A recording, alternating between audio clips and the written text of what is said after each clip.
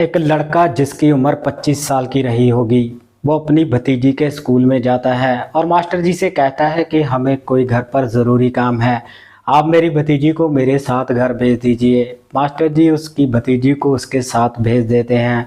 वो लड़की अपना बैग उठाकर अपने चाचा के साथ चल पड़ती है। इसी बीच में मास्टर जी को ये ख्याल आता है कि जो उन्होंने किया है शायद बहुत ही गलत किया है। इसीलिए मास्टर जी भी उस लड़के के पीछे पीछे चल देते हैं और आगे चलकर मास्टर जी देखते हैं कि वो लड़का गांव में अपने घरों की तरफ जाने की बजाय खेतों की तरफ चल पड़ता है। और आगे चलकर वो लड़का उस लड़की के साथ गलत काम करने की कोशिश कर रहा था।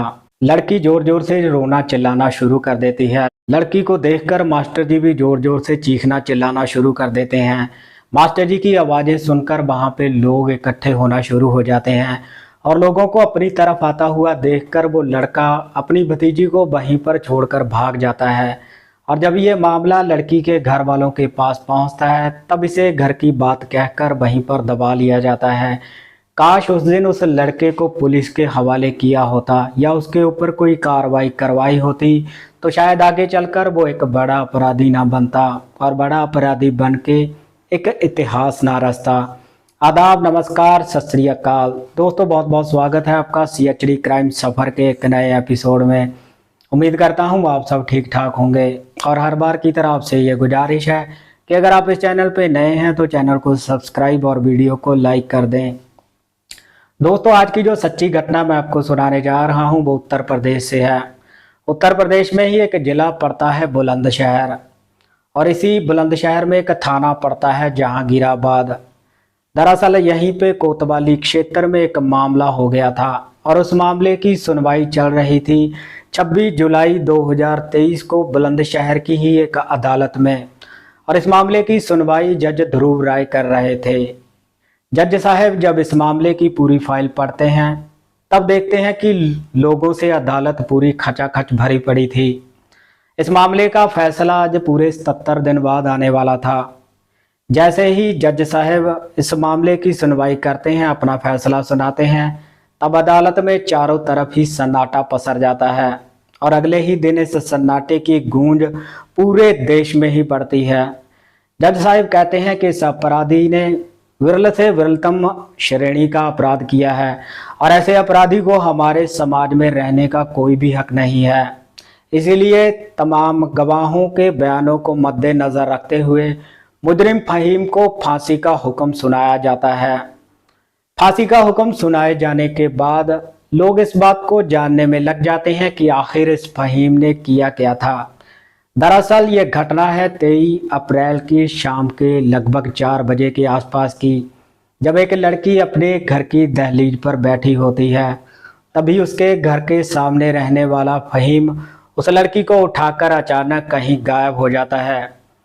और जब कई घंटों बाद वो लड़की अपने घर नहीं पहुंचती तब उसके घर वाले उसको ढूंढने की बहुत कोशिश करते हैं।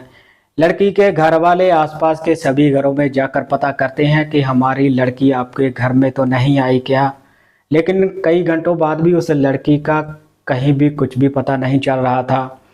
अब लड़की के घर वाले मस्जिद में जाकर इमाम साहब से कहते हैं कि आप ये ऐलान कर दो कि हमारी लड़की कहीं गायब हो गई है और जिसे भी वो लड़की मिले उसे वो हमारे घर में पहुंचा दे। अब इसी बीच में लड़की के घर वालों को शक हो जाता है कि कहीं हमारी बेटी सामने वाले घर में तो नहीं है। अब लड़की के घर वाले जब सामने वाले घर का दरवाज़ा खटखटाते हैं तो वहां से फ़हीम की मां अंदर से ही दरवाजे से लड़की के घर वालों को कहती है कि आपकी लड़की हमारे घर में नहीं आई है, अपनी लड़की को ढूंढना है तो कहीं और जाकर ढूंढिए। अब लड़की के घर वालों को शक हो जाता है कि उनकी लड़की इनके घर के अंदर ही होगी। अब एक लड़के को सामने वाले घर की दीवार खुदाई जाती है और वो लड़का अंदर से दरवाज़ा खोल देता है और लड़की के घर वालों के साथ भीड़ का एक जत्था उस घर में ज़बरदस्ती अंदर दाखिल हो जाता है। वो लोग घर के एक एक कोने को खंगाल मारते हैं। इसी बीच में जब वो एक कमरे में पहुंचते हैं तब वहां जाकर देखते हैं कि उस कमरे में एक बेड पड़ा था और उस बेड के नीचे ही उस लड़की की लाश पड़ी थी। लड़की की दोनों टांगें टूटी हुई थी, उसकी टांगें खुली हुई थी। जहाँ जहाँ भी वहाँ पर लोगों की नज़र जा रही थी, वो चाहे बेडशीट हो या उस कमरे का फर्श हो, चारों तरफ खून ही खून नज़र आ रहा था।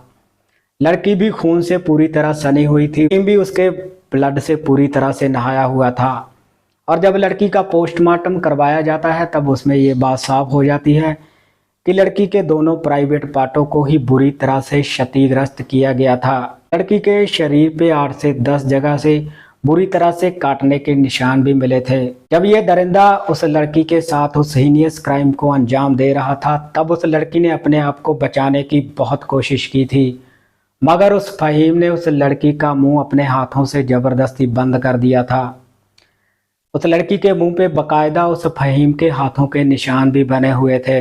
लड़की के हाथों के नाखूनों में फहीम की स्किन के निशान भी मिलते हैं और उस फहीम के नाखूनों में भी उस लड़की की स्किन मिलती है। इस फहीम ने उस लड़की को बुरी तरह से खुरच डाला था। जब फहीम उस लड़की के साथ दरिंदगी कर रहा था तब वो लड़की बहुत छटपटा रही थी।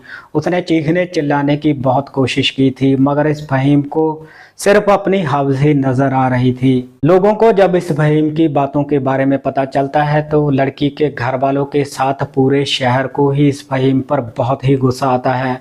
लोग चाहते तो इस फहीम को वहीं पर निपटा कर हाथों हाथ ही उस लड़की को इंसाफ दे देते, मगर शायद उन्हें भरोसा था अपने देश के कानून पर कि कानून जो भी फैसला करेगा वो सही ही करेगा। दरअसल इस कांड को अंजाम देने से लगभग 15 साल पहले भी इस फहीम ने एक लड़के के साथ कुकर्म किया था और उस वक्त इस फहीम के घर वालों ने इसकी बहुत ही ज़्यादा सपोर्ट की थी। इसके माँ बाप और इसके भाई ने इस बात को वहीं पर दबा लिया था।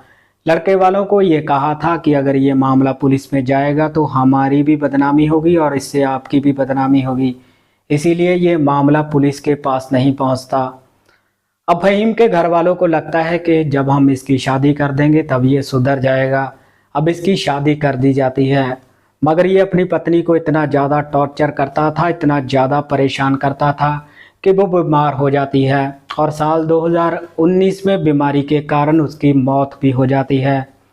उसके बाद भी फहीम की हरकतों में कोई भी सुधार नहीं आता। जब भी ये किसी अकेले बच्चे को या महिला को देखता था तब ये उसके साथ गलत सलत करने की फिराक में रहता था।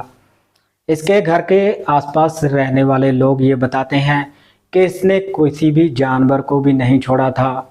गाय हो, कुत्ता हो या कुत्ती हो, उसके साथ भी ये गलत काम करता था। जब लोग इसकी फांसी की बात सुनते हैं तब लोगों में खुशी की एक लहर दौड़ पड़ती है। लोगों को अब ये लग रहा था कि अब हमारे बच्चों को किसी से डरने की ज़रूरत नहीं है। लोगों को ये लगता है कि जिस फहीम से हमारे बच्चों को डर था अब उसे फांसी की सज़ा सुनाई जा चुकी है और वो कभी भी अब जेल से बाहर नहीं आ पाएगा। इस घटनाक्रम के बारे में आप अपनी राय कमेंट सेक्शन में ज़रूर रखिएगा। इस घटनाक्रम को सुनाने का मकसद किसी को परेशान करना नहीं था, बल्कि आप सबको जागरूक करना है ताकि आप जहां भी रहें सतर्क रहें।